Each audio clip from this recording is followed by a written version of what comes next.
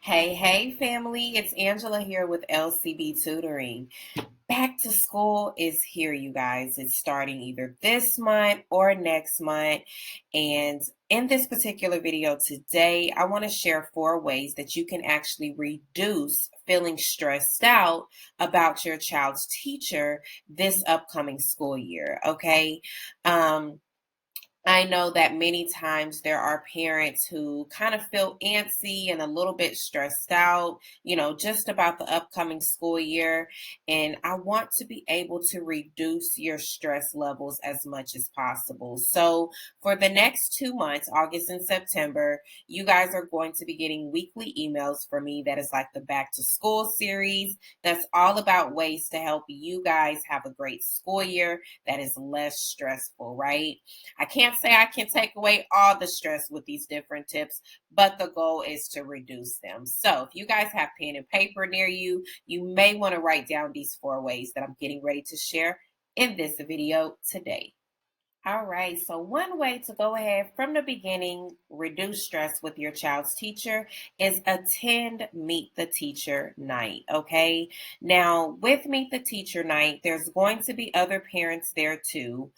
So you may not, get a real feel for your child's teacher and all that night, but at least showing your face, making sure if they have a sign in that you sign in and, speak with your child's teacher is so beneficial and it can help them see you, you see them, and that just builds the relationship process, right? Now, I do know that life happens. So if you can't make it to Meet the Teacher night, that's okay. Go ahead and get the teacher's emails and go ahead and just schedule a meeting with the teacher based upon your schedule and your availability and the teachers as well.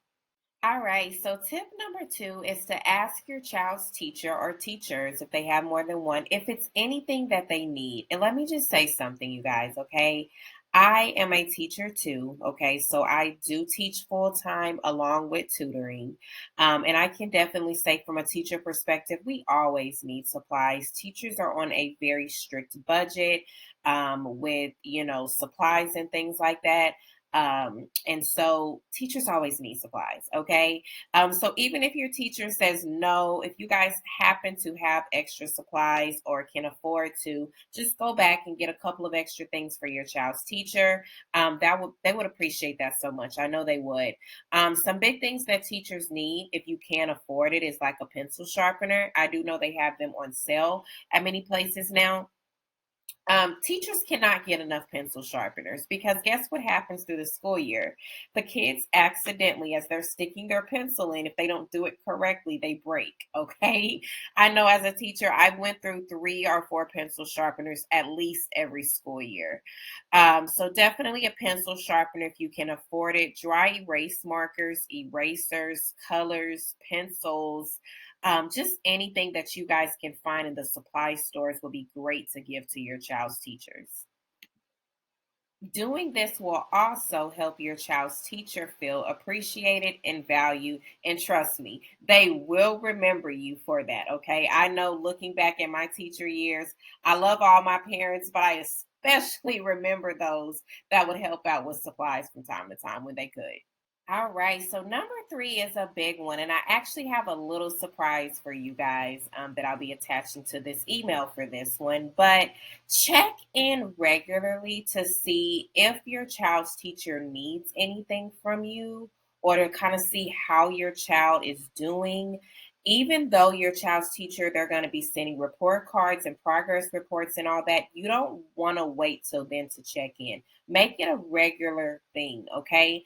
I would say maybe the beginning of the school year, maybe, wait about 2 months or a month or two and do it. But my true recommendation is to schedule and check in with them at least once a month. And parents, I know that you guys are busy, and I completely can relate to that. I have a daughter in school too, and trying to check in with her child's teacher is like, ah. But something that I do that helps is if you guys have a Gmail, and if you don't have Gmail, get a Gmail email address, like with Google, because you can actually schedule emails. So you can actually like copy and paste the email template, like, hey, such and such, I just wanted to check in on Samantha, to see how she's doing and if you need anything or if there's anything I can do at home to support, right?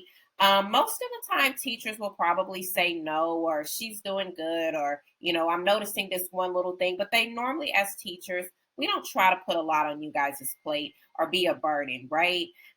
So, just checking in with your child's teacher. And if you have a Gmail, you can actually schedule the date and the time that you want that email to be automatically sent. That way, you don't have to worry about doing that. And what I'm going to actually do for you guys is I'm going to attach a little script. You don't have to use it, but it could save you time where you can go ahead and copy and paste that script into your Gmail and get it scheduled out to your child's teacher in advance. Once you get their emails, of course. So if you want to make it for October 13th at 5 p.m. I know that's random, but I'm just pick something. You could schedule it to go out automatically without you even having to do it, go in and type anything, and all of that. If you need help knowing how to schedule out Gmails, reply to this email and let me know, and I'll walk you through it real quick. It's very simple. Or you can always YouTube and watch a quick video on YouTube on how to schedule emails in Gmail. It's very convenient and I do it all the time because it saves me time and it keeps me from forgetting things and yeah, it keeps me being consistent. So definitely schedule out your emails so you don't have to worry about doing that. All right, and tip number 4 to reduce stress with your child's teacher is to parents, I know that every teacher relationship is not going to be sunshine and flowers and rainbows, right? There are going to be those teachers throughout your child's educational experience that you simply don't like or you don't agree with, or you simply may feel like they're not a good teacher or they're not fair. And that happens, okay? Let's just keep it real. It happens. So, when that occurs, or if that occurs, because it may not occur for you this school year, I have a tip. Try to refrain from speaking negatively about your child's teacher around them.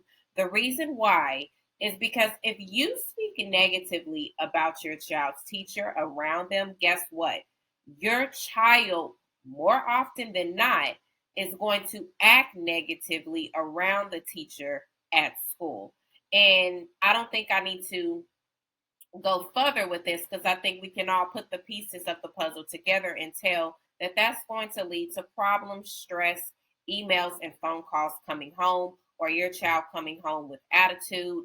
And we don't need that, right? If we can keep from it. Now, if it happens, it happens, but let's do our part by trying to refrain from speaking negatively about the child's teacher, okay? If you do have concerns about the teacher, go to the teacher first, okay? That is the best approach for it because, see, here's what happened when we jump and we have a concern with the teacher and, we take it to the principal first.